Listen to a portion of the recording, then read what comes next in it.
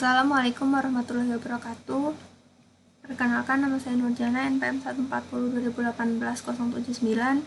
Dalam video kali ini saya akan mempresentasikan lab 21.2.10, 21.2.11, 21.2.12, dan juga 21.4.7.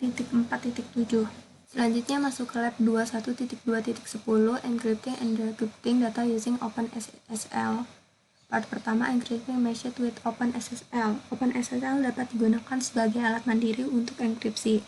Sementara banyak algoritma enkripsi dapat digunakan, tapi ini berfokus pada AES. Untuk menggunakan AES, mengenkripsi file teks langsung dari baris perintah menggunakan OpenSSL. Ikuti langkah-langkah di bawah ini. Yang pertama, encrypting a text file. Nah, kita ketikkan ini cd lab support files untuk masuk ke directory tersebut. Pertama kita lihat dulu kita di directory mana, udah dianalis, kita ketikkan aja ini.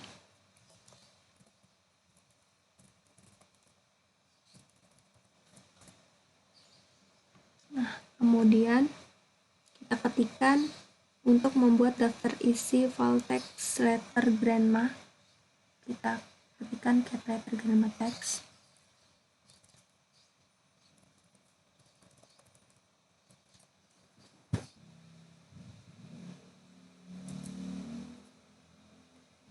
Nah, ini berhasil.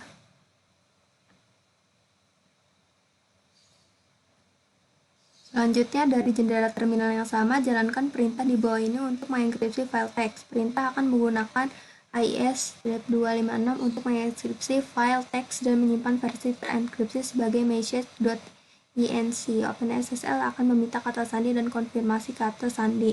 Berikan kata sandi seperti yang diminta dan pastikan untuk mengingat kata sandinya. Kita ketikkan ini.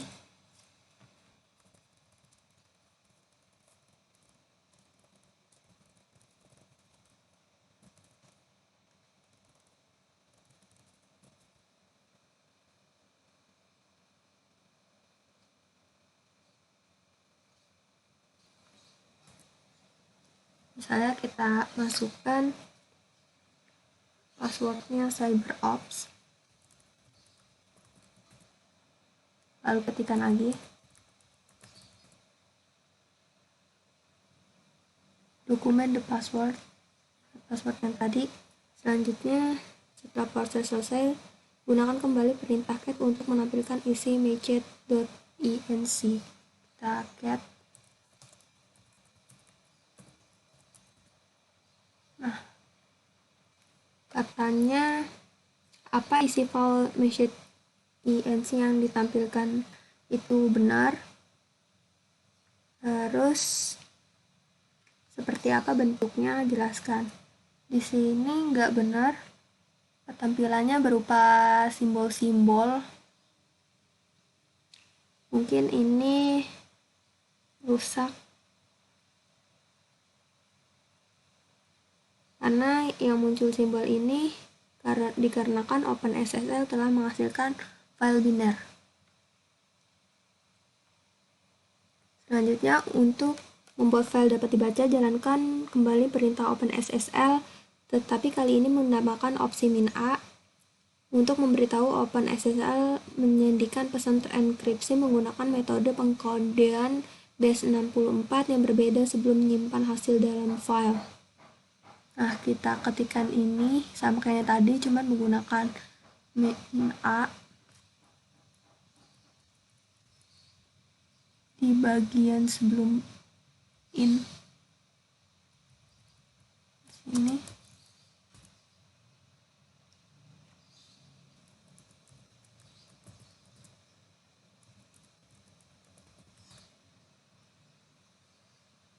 Selanjutnya kembali cat, kita lihat kembali isi file dari message-nya. Nah, di sini katanya apakah message yang ditampilkan dengan benar, jelaskan. Nah, iya, di sini file dari message dienkripsi sehingga menghasilkan ini tampilannya. Ini tampilan yang benarnya karena ini telah dikonversi dari binar ke teks dan dikodekan dengan base 64. Dapatkah Anda memberikan manfaat yang menyediakan message and base 64? Jadi manfaatnya itu pesannya terenkripsi saat ini dapat di copy paste ke email misalnya. Selanjutnya masuk ke part 2, descripting a message with OpenSSL.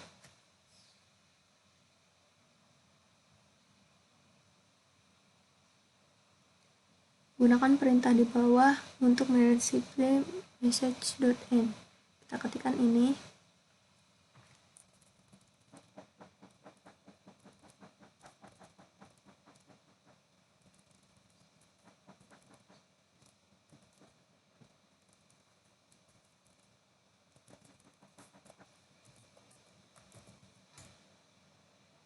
Nah, terus OpenSSL akan meminta sandi. Nah, udah tadi masukkan sandinya. Kemudian ketika OpenSSL selesai mendeskripsi file message, ia akan menyimpan pesan yang dienkripsi dalam file teks yang disebut decryption data.txt. Gunakan cat untuk menampilkan konten dari si decryption teks.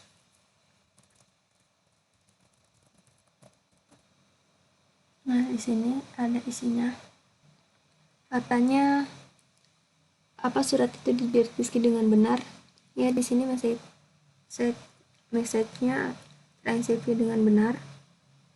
Perintah apa yang digunakan untuk mendeskripsikan juga berisi opsi A. Bisakah Anda menjelaskan? Karena file message.end dikodekan dengan base 64, sesudah proses enkripsi berlangsung, message.end harus dikodekan ke base 64 sebelum si OpenSSL dapat mendeskripsikannya. Selanjutnya masuk ke lab 21.2.11, encrypting and decrypting data using a hacker tool. Part pertama, creating and encrypting files. Di bagian ini, kita akan membuat beberapa file teks yang akan digunakan untuk membuat file zip yang terenkripsi pada langkah berikutnya. Step pertama, buat file txt teks. Kita start udah, open terminal udah, lalu coba kita lihat kita di directory apa, udah di home analysis. Setelah itu kita buat file baru dengan nama zip files.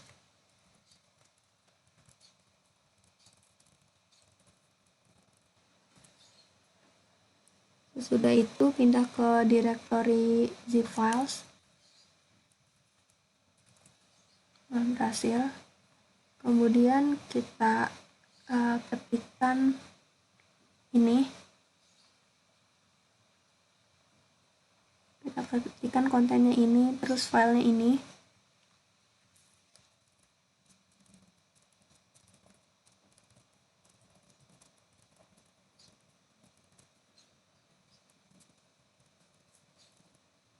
Sesudah itu kita verify file yang kita buat menggunakan ls-min-l.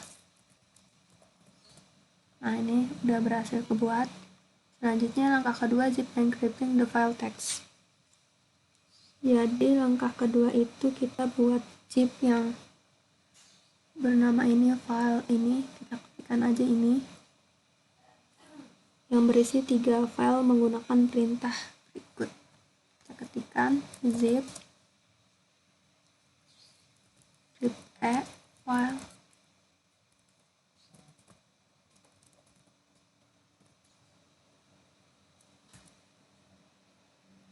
Nah, katanya ketika diminta kata sandi, masukin ini B besar.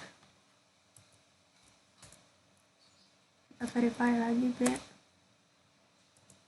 Nah, ini udah berhasil. Selanjutnya repeat procedure to create following others. Kita buat file ini sampai 5 menggunakan password yang ini.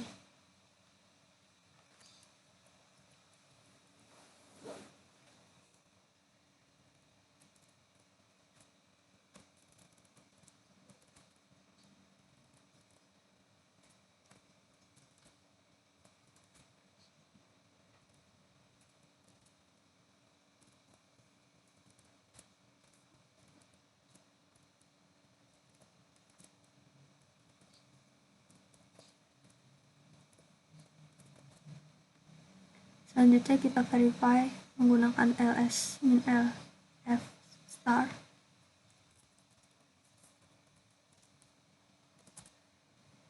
Nah, ini berhasil.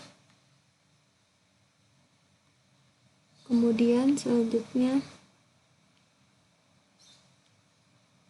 kita buka kata sandi yang salah.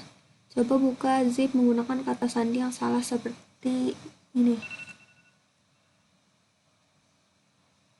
Kita misalnya buka file 1.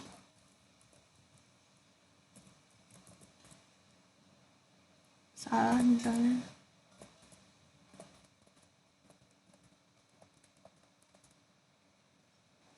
Masuk ke part 2, recovery encrypted zip file password.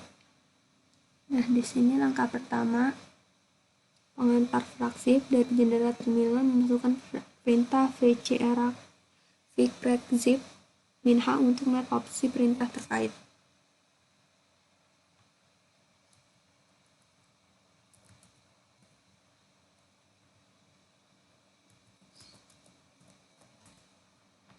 Nah, ini adalah perintah-perintah dari zip dibaca.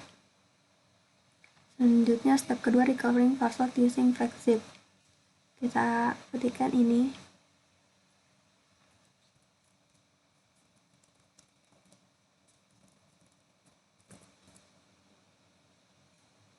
Nah, katanya how long does it discover a password?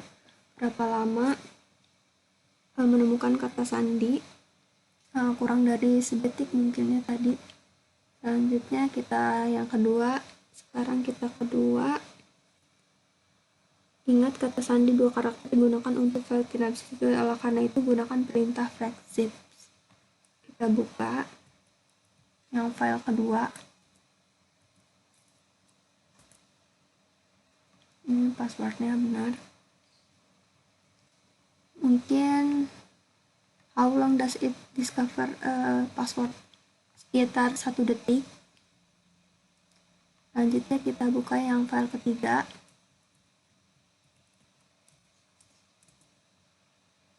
B1, how long that is discover password?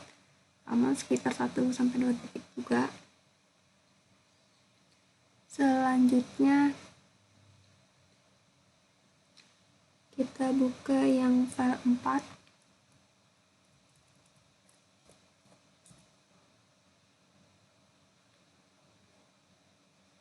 Nah, ini agak lama ya, sekitar 2-3 detik munculnya. Selanjutnya yang E.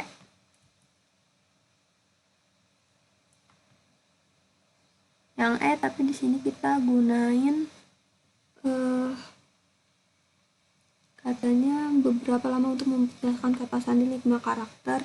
Ulangi prosedur dan pemulihan kata sandi file zip 5 panjang karakter sandi adalah 5 karakter. Jadi kita perlu mengatur opsi perintah 1 min l ke 1-5 sekali lagi saat untuk melihat beberapa waktu yang dibutuhkan untuk menemukan kata sandi.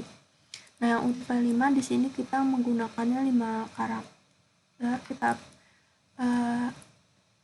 ubah dulu menjadi 5. Lalu kita enter.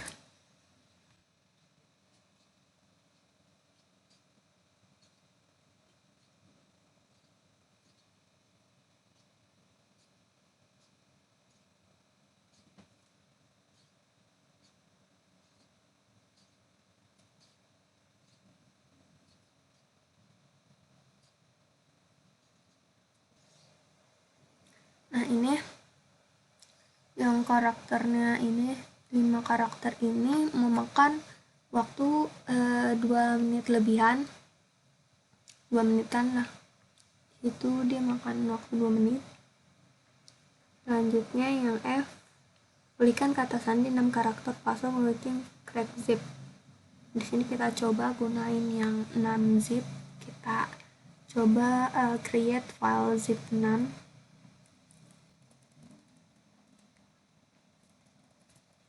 Lalu kita gunain misalnya passwordnya misalnya cyber 0.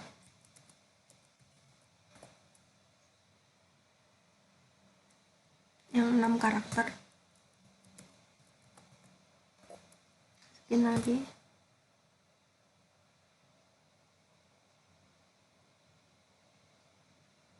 Udah, habis itu kita repeat procedure recovery password to think flexible comment.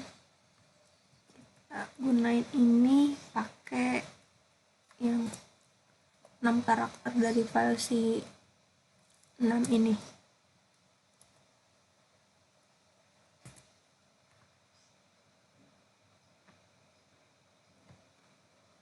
Ini memakan waktu gak lama, sekitar berjam-jam.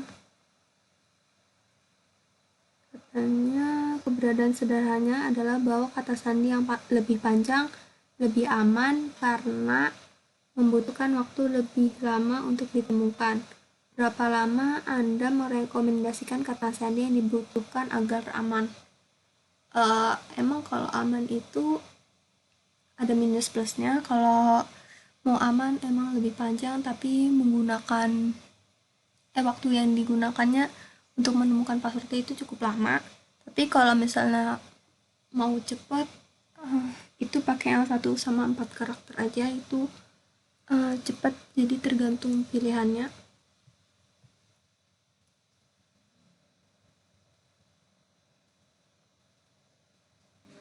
Nah, ini sekitar kurang lebih 2 jam.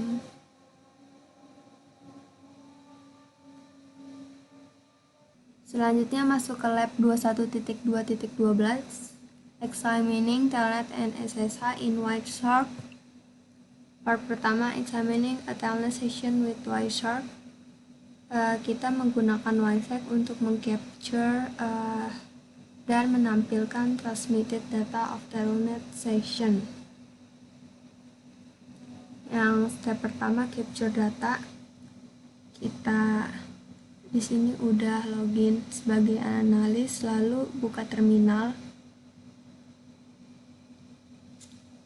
dan kita ketikkan Wireshark.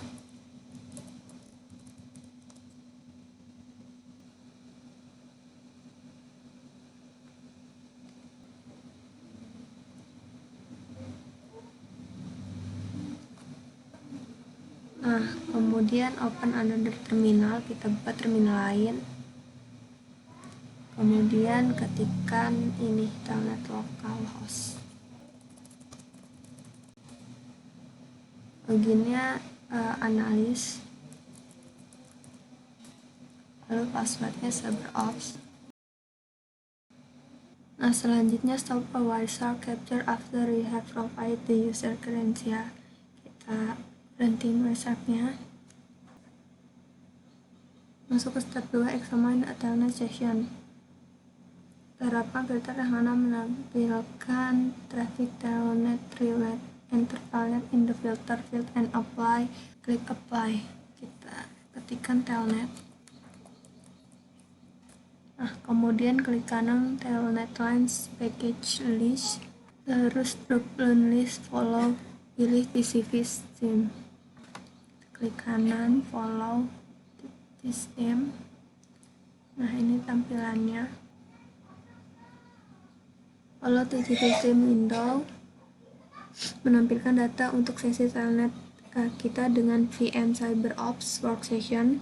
Seluruh sesi ditampilkan dalam plain text termasuk kata sandi, kata sandinya. Perhatikan bahwa nama pengguna yang Anda masukkan ditampilkan dengan karakter duplikat. Nah, sini analis A-nya double, N-nya double, O-nya double. Hal ini disebabkan oleh pengaturan gamma di telnet untuk memungkinkan kita melihat karakter yang kita ketik di layar. After kita selesai mereview telnet session, di follow TCP stream, klik close. Kita klik close. Type exit a terminal to exit the telnet session. Nah, di terminal ini kita klik exit, ketikan exit maksudnya. Nah, udah. kita close aja ini. Selanjutnya masuk ke part 2, examine SSL session with Wireshark. Di part 2 ini kita akan membuat sesi SSH dengan localhost. Wireshark akan digunakan untuk mengcapture dan melihat data sesi SSH ini. Selanjutnya akan membuat sesi SSH dengan localhost. Pada prompt terminal, masukkan SSH localhost. Masukkan yes untuk melanjutkan koneksi, masukkan CyberAuth saat diminta. Sini kita ketikkan SSH localhost, kemudian kita ketikkan yes. Setelah itu masukkan passwordnya CyberAuth. Berhasil. Apply SSH filter Wireshark capture data. Enter SSH in the field and click apply. Sebelumnya kita capture dulu. Kita ketikkan SSH. Nah, klik kanan di salah satu baris di package list di Wireshark dan drop down pilih follow TCP stream kayak tadi. Kita pilih follow the stream. Nah, ini tampilannya. Periksa follow TCP stream di window SSH session. Data telah dienkripsi dan tidak dapat dibaca. Bandingkan data sesi SSH Anda dengan sesi telnet Anda. Nah, ini nggak bisa dibaca bentuknya kayak begini, beda dari yang tadi. Setelah itu tutup your SSH session, klik close Wireshark. Reflection question: why is SSH preferred over telnet for remote connection? Mengapa SSH lebih disukai daripada telnet untuk koneksi jarak jauh? Sama seperti telnet, SSH digunakan untuk mengakses dan menjalankan perintah pada sistem jarak jauh. Akan tetapi, protokol SSH ini memungkinkan pengguna untuk berkomunikasi dengan sistem jarak jauh secara aman dan mengenkripsi komunikasi, sehingga mencegah informasi yang sensitif. Selanjutnya masuk ke lab 21.4.7 Certificate Authority Stores. Masuk ke pertama sertifikat trusted by your browser. Di sini kita masuk ke step 1, display a root certificate in Chrome. Kita buka Chrome-nya dulu. Setelah itu klik 3 dots yang ini, kemudian pilih settings. Setelah itu scroll down, pilih privacy and security.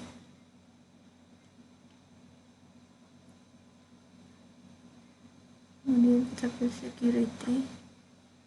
Nah, kita klik ini manage certificate. Terus select trusted root certificate authorities. Nah, ini tampilannya sertifikatnya.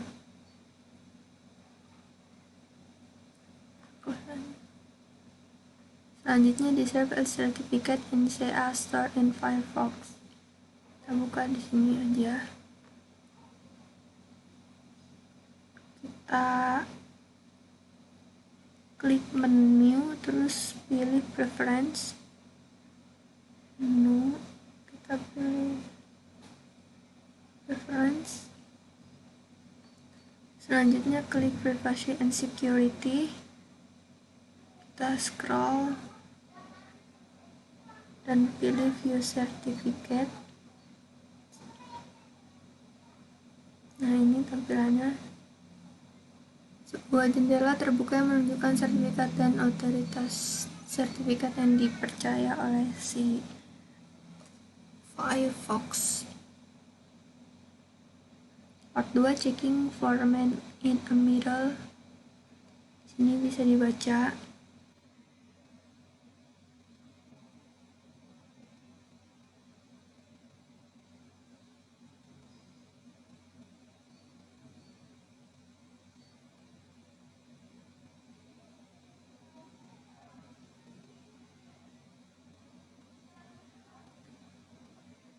Masuk ke step 1, gathering the connect and unmodified sertifikat fingerprint.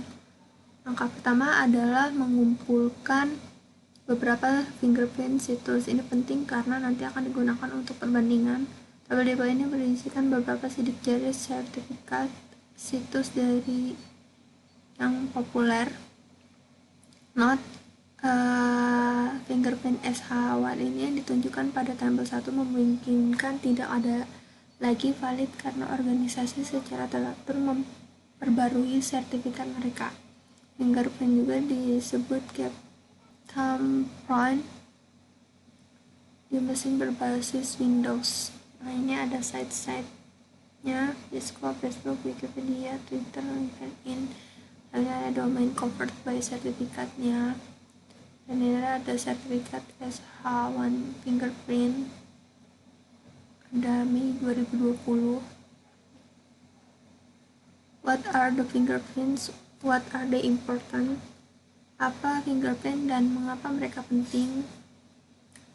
Sertifikat fingerprint adalah hash yang dihitung terhadap sertifikat. Ini penting karena memungkinkan cara cepat untuk memverifikasi jika ada informasi di dalam sertifikat yang telah diretas atau telah dirusak. Lalu calculate fingerprints. Who to find them? Sertifikat fingerprint biasanya dihitung oleh CA atau Certificate Authority yang menandatangani sertifikat. Setelah dihitung, CM memasukkannya ke dalam sertifikat itu sendiri. Fingerprint dapat dengan mudah ditampilkan saat melihat sertifikat. Masuk ke step kedua, gather the certificate fingerprint in use by CyberOps Workstation. Sekarang kita memiliki fingerprint yang sebenarnya. Sekarang saatnya untuk mengambil fingerprint dari host lokal dan membandingkan nilainya. Jika fingerprint tidak cocok, sertifikat yang digunakan bukan milik situs HTTPS yang sedang diverifikasi, yang berarti ada proxy HTTPS di antara komputer host dan situs HTTPS yang sedang diverifikasi. Mencocokkan fingerprint berarti tidak ada proxy HTTPS yang tersedia. Gunakan 3 perintah pipa di bawah ini untuk mengambil sidik jari untuk cisco.com. Baris ini menggunakan OpenSSL untuk terhubung ke cisco.com pada port 443 HTTPS, meminta sertifikat dan menyimpannya ke teks bernama cisco.pem. Outputnya juga ditampilkan untuk konteksnya. Di sini kita buka terminal. Lalu ketikkan ini.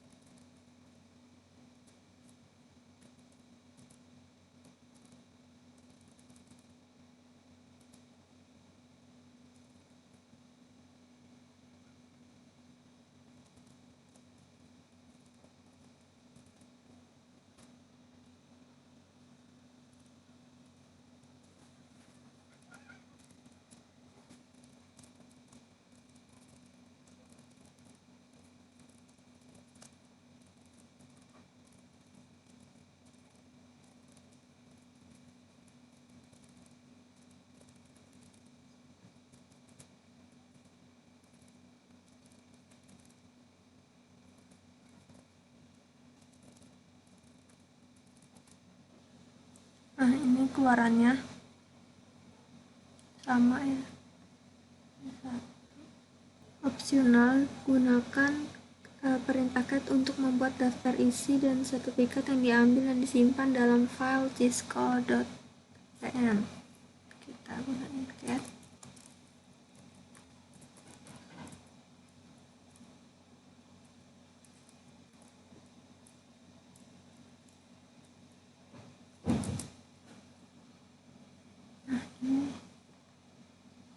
Keluarannya ini begini sertifikatnya,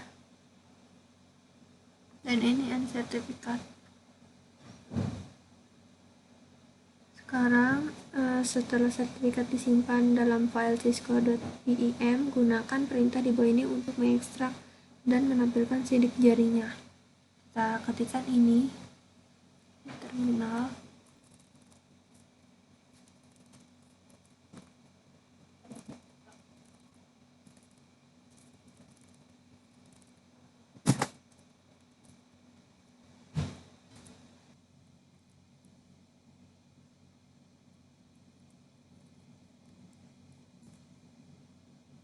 Nah, ini keluaran dari nilai fingerprintnya. Note, nilai sidik jari atau fingerprint value mungkin berbeda-beda karena dua alasan. Pertama, Anda memungkinkan menggunakan sistem operasi yang berbeda dari VM Saber Ops Workstation. Kedua, sertifikat diperbarui secara berkala dengan mengubah nilai fingerprint. Selanjutnya, what has algorithm was used by OpenSSL to calculate the fingerprint? Ini SSH1. Lalu, why was the specific algorithm chosen? Does it matter? Fingerprint yang diperoleh dengan ditampilkan dalam tabel semuanya adalah SSH1. Algoritma lain yang digunakan oleh OpenSSL ketika menghitung fingerprint akan menghasilkan hash yang berbeda, dan oleh karena itu fingerprint yang berbeda membuat pengujian tidak valid. Langkah ketiga, compare the fingerprints. Gunakan tabel 1 untuk membandingkan sidik jari sertifikat yang diperoleh langsung dari Cisco HTTPS dengan yang diperoleh dari jaringan Anda. Ingat, sidik jari dapat berubah seiring waktu. Yang Cisco tadi itu ini ya, beda ya.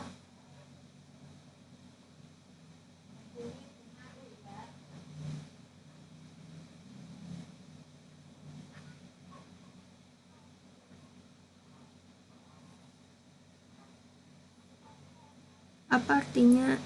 Nah, itu berarti dia berubah.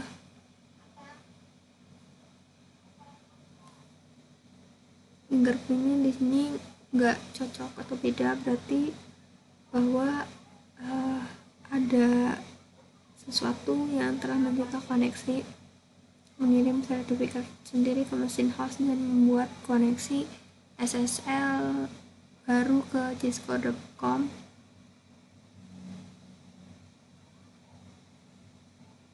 Menempatkan dirinya di tengah karena sertifikat baru dikirim ke mesin lokal. Fingerprint sertifikat baru itu berbeda dengan sertifikat yang digunakan oleh cisco.com. Traffic antara mesin lokal dan situs cisco.com dapat dibaca oleh proxy HTTPS. Selanjutnya, apakah metode ini 100% foolproof atau sangat mudah?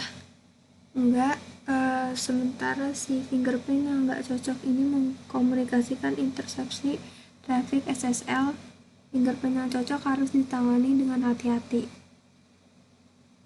Beberapa pengecualian yang perlu dipertimbangkan yaitu yang pertama, VM Saber Ops Workstation kemungkinan tidak akan menginstal sertifikat root CA yang milik perusahaan. Dalam skenario itu, VM mungkin tidak memiliki traffic yang dicegat sementara mesin lain yang di jaringan lokal melakukannya.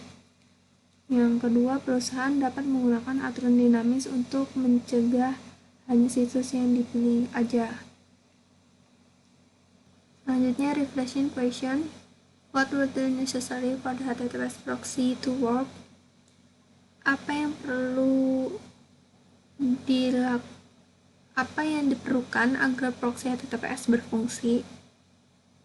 Local machine harus mempercayai proxy HTTPS secara seksama gitu.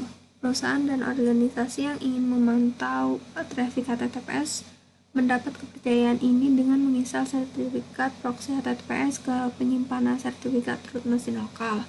Dalam skenario ini, mesin lokal akan mempercayai proxy HTTPS, memungkinkannya untuk mendeskripsikan traffic tanpa peringatan apapun. Sekian video dari saya. Wassalamualaikum warahmatullahi wabarakatuh.